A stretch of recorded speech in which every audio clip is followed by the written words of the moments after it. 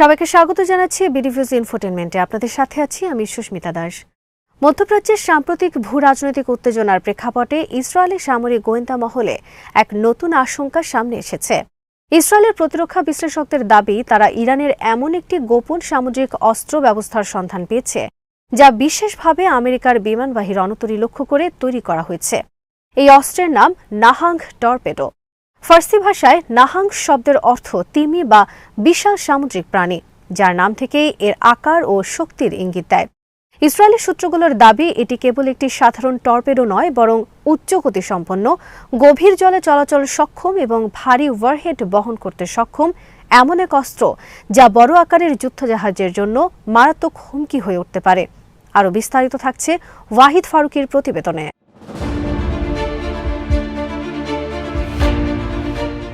Iran দীর্ঘদিন ধরেই অসম যুদ্ধনীতির কৌশল অনুসরণ করে আসছে। যুক্তরাষ্ট্রের মতো সামরিক পরাশক্তিগুলোর সঙ্গে সরাসরি সমানে সমান লড়াই করা সম্ভব নয়, এই উপলব্ধি থেকেই তেহরান এমন অস্ত্র ব্যবস্থার উন্নয়নে জোর দিয়েছে যা তুলনামূলক কম খরচে বড় আঘাত হানতে পারে। মার্কিন নৌবাহিনী সবচেয়ে শক্তিশালী প্রতীক হল তাদের বিমানবাহী রণতরীগুলো, যেমন ইউএসএস জেরাল্ড আর ফোর্ড বা ইউএসএস আইজেনহাওয়ারের মতো জাহাজ। এসব জাহাজ কেবল ভাসমান সামরিক ঘাঁটি নয়, এগুলো আকাশ, সমুদ্র ও স্থলভাগে শক্তি প্রদর্শনের কেন্দ্রবিন্দু। ফলে যদি কোনো দেশ এমন প্রযুক্তি অর্জন করতে পারে যা এই রণতরীগুলোকে অচল বা ডুবিয়ে দিতে সক্ষম, তাহলে তা কৌশলগত ভারসাম্যে বড় পরিবর্তন আনতে পারে।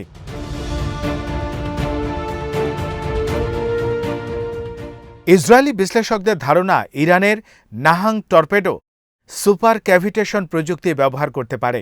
এই প্রযুক্তি পানির নিচে চলাচলের সময় টর্পেডোর চারপাশে গ্যাসের বুদবুদ তৈরি করে ঘর্ষণ কমিয়ে দেয়। ফলে প্রচলিত টর্পেডোর তুলনায় বহুগুণ দ্রুত গতিতে লক্ষ্যবস্তুতে পৌঁছানো সম্ভব হয়। রাশিয়ার তৈরি শকভাল টর্পেডোর সঙ্গে এর তুলনা টানা হচ্ছে, যদিও ইরান আনুষ্ঠানিকভাবে খুব সীমিত তথ্য প্রকাশ করেছে। ইরান পূর্বেও হুত নামের একটি টর্পেডো উন্মোচন করেছিল, যা সুপার ক্যাভিটেশন প্রযুক্তি নির্ভর বলে দাবি করা হয়েছিল। সেই অভিজ্ঞতার আলোকে নাহাং আরও উন্নত সংস্করণ হতে পারে বলে অনুমান করা হচ্ছে।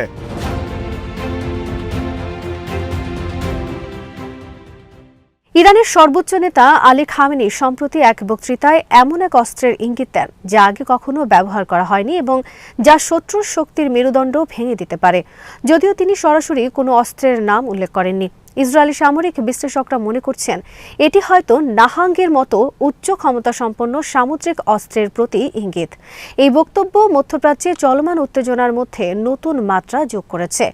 মার্কিন যুক্তরাষ্ট্র বহু বছর ধরে উপসাগরীয় অঞ্চল, পার্সিয়ান গালফ এবং ওমান সাগর এলাকায় শক্তিশালী নৌ উপস্থিতি বজায় রেখেছে। বিশেষ করে ইরানের সঙ্গে উত্তেজনা বেড়ে গেলে বিমানবাহী রণতরী ও ডেস্ট্রয়ার মোতায়েন করা হয়। এর জবাবে ইরান তাদের উপকূলীয় ক্ষেপণাস্ত্র, ড্রোন, দ্রুতগতির নৌকা এবং সাবমেরিন সক্ষমতা বাড়িয়েছে। নাহাঙ্গ টর্পেডো যদি সত্যি কার্যকর ও নির্ভুল হয়, তবে তা এই সমুদ্র অঞ্চলে মার্কিন আধিপত্যকে চ্যালেঞ্জ করতে পারে।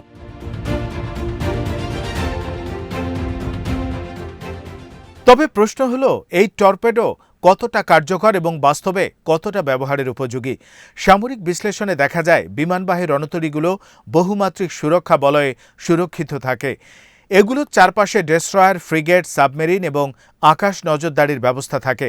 উন্নত সোনার সিস্টেম ও অ্যান্টি টর্পেডো প্রতিরক্ষা প্রযুক্তি সম্ভাব্য আক্রমণ শনাক্ত ও প্রতিহত করতে সক্ষম। ফলে একটি টর্পেডো সফলভাবে আঘাত হানতে হলে তাকে একাধিক প্রতিরক্ষা স্তর ভেদ করতে হবে।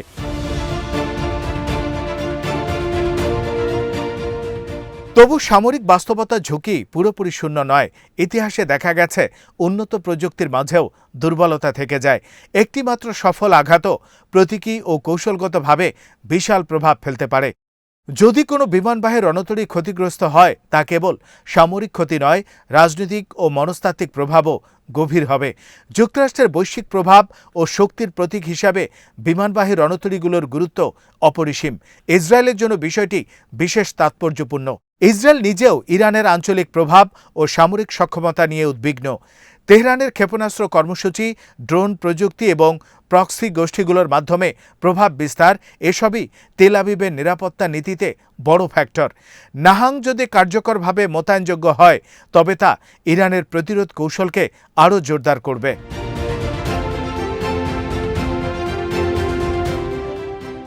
অন্যদিকে ইরানের দৃষ্টিকোণ থেকে এটি একটি প্রতিরোধমূলক বার্তা। তেহরান বহু বছর ধরে নিষেধাজ্ঞা ও সামরিক চাপের মুখে রয়েছে। তাদের সামরিক কৌশল মূলত অস্বীকার ও প্রতিরোধ নীতির উপরে দাঁড়ানো, অর্থাৎ শত্রুকে এমন ঝুঁকির মুখে ফেলা যাতে সরাসরি হামলার সিদ্ধান্ত নেওয়া কঠিন হয়। নাহাং টর্পেডো সেই নীতির অংশ হতে পারে।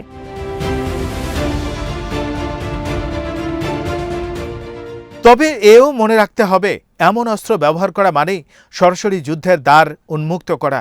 মার্কিন বিমানবাহী রণতরীতে আঘাত হানার অর্থ যুক্তরাষ্ট্রের বিরুদ্ধে সরাসরি যুদ্ধ ঘোষণা।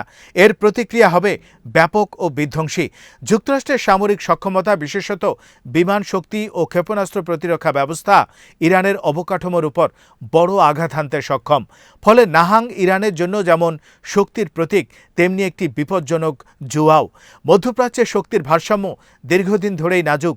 ইরান যুক্তরাষ্ট্র উত্তেজনা, ইসরায়েল ইরান ছায়াযুদ্ধ, উপসাগরীয় রাজনীতির জটিলতা সব মিলিয়ে পরিস্থিতি অস্থির। সামুদ্রিক রুট, বিশেষ করে হরমুজ প্রণালী বৈশ্বিক জ্বালানি সরবরাহের জন্য অত্যন্ত গুরুত্বপূর্ণ। সেখানে বড় ধরনের সামরিক সংঘর্ষ বৈশ্বিক অর্থনীতিতে ধাক্কা দিতে পারে।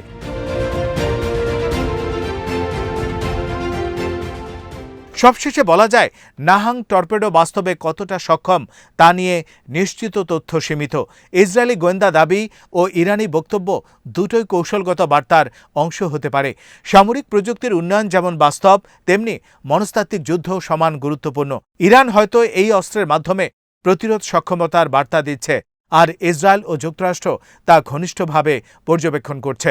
ভবিষ্যৎ নির্ভর করবে এই উত্তেজনা কূটনৈতিক পথে নিয়ন্ত্রিত হয় কিনা, নাকি কোনো ভুল হিসেব পুরো অঞ্চলকে নতুন সংঘাতে ঠেলে দেয়।